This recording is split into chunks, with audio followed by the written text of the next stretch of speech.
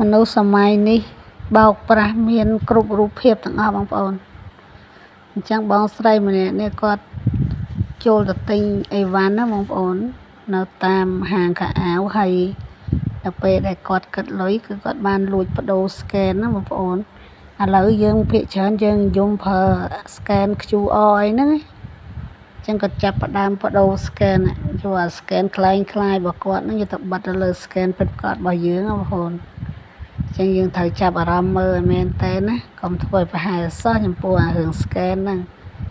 នេះឥឡូវនៅពេលដែលគិតលុយគឺគាត់រលេះបាញ់លុយចូល scan ខ្ញុំបងប្អូនតើអ្នកគិតលុយឆ្លាតដែរអត់ឃើញលុយលោតចូលក្នុងទូរស័ព្ទបងប្អូនណាមានការឆ្លោះប្រកែកគ្នាបតាយបតប់ហើយចំណែកគាត់បង្ហាញឲ្យម្ចាស់ហាងមើលថាគាត់បានបាញ់លុយហើយម្ចាស់ហាងគេអត់ជឿបងប្អូននេះចឹងទៅស្ដីបន្ទោសឲ្យអ្នកគិតលុយនោះវិញចឹងដល់ពេលឆែកកាមេរ៉ាបងប្អូនបានឃើញថាគាត់នឹងលួចបដូរ scan នេះចឹងគេបិទទ្វារចាប់គាត់ទុកចឹងណាបងប្អូន